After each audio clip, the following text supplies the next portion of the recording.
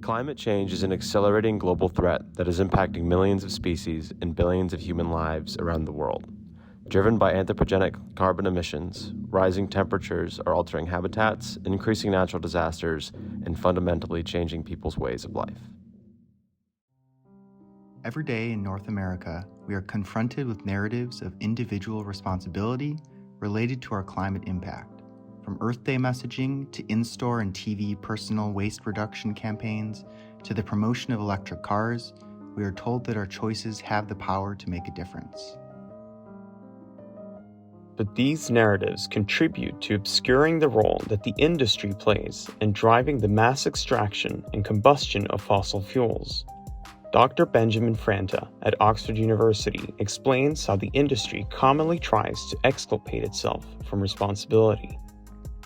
Yeah, so there are a few frames that are used by the industry defendants to describe climate change that are common industry defense frames. So one of them is basically the idea that the industry is a passive bystander to the problem, that this problem is driven by consumer demand and consumer choices, or it's driven primarily by governmental policy, and that, the industry is basically standing back and has no agency. So there is a lot of historical evidence that fossil fuel companies have misled the public about climate change and their own products for many decades.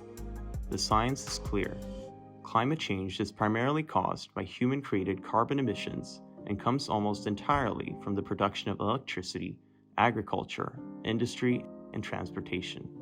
Social movements around the world have realized this and are taking increasingly bold actions to raise awareness of these individual responsibility narratives.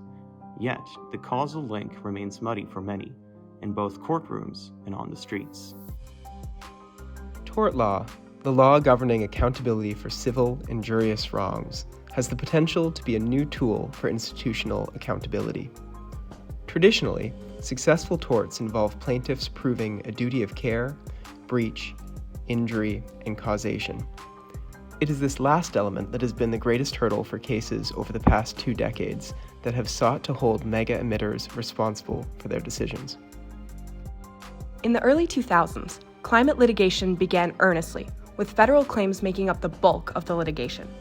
Early climate tort lawsuits, like a 2004 public nuisance case against Electric Power Company, also began getting filed.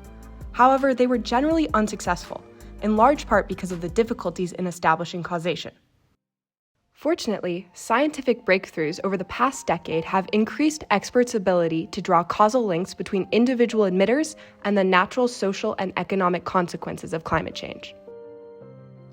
A key breakthrough is climate, or extreme event attribution science. Some of the recent trends that we're seeing are lawsuits based on individual events, which again, is enabled through these scientific event attribution studies. So how does this scientific model work? At a recent Environment and Public Works Senate Committee hearing, Dr. Michael F. Vayner, senior scientist in the Computational Research Division at the Lawrence Berkeley National Laboratory, explained. Our understanding about the effects of this human-caused global warming on specific individual weather events has advanced considerably in the past 2 decades. For many types of weather events, scientists can identify and quantify the ways that the human interference in the climate system has influenced extreme weather. But extreme weather attribution science attempts to quantify the influence of climate change on these specific individual events by answering 2 related questions. First, has global warming affected the severity of an event of a particular frequency? And second, given the observed intensity of an event, has global warming affected how rare it is?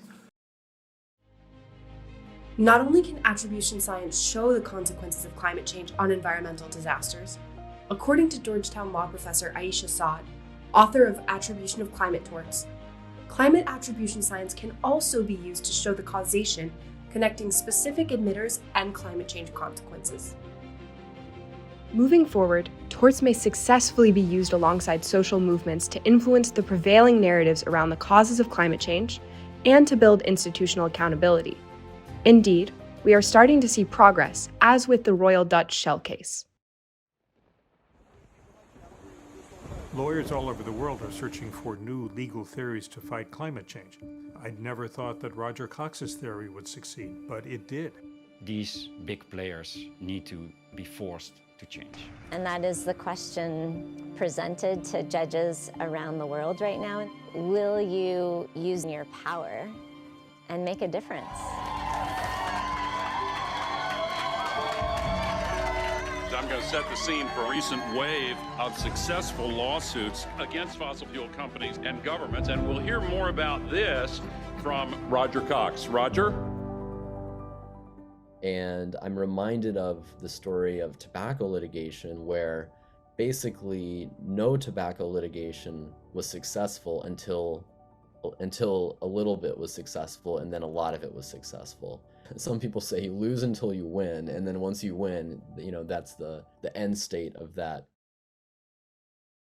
In capitalist democracies, while corporations and governments have a critical role to play in shaping narratives and decision contexts, ultimately widespread societal awareness of the causal link between anthropogenic emissions and climate change will be necessary to fuel lasting progress. By putting pressure on the institutions shaping the dominant narratives in the media and in our stores, torts and climate advocates may bring causal clarity to the people, eventually swaying hearts and minds to support lasting systemic change.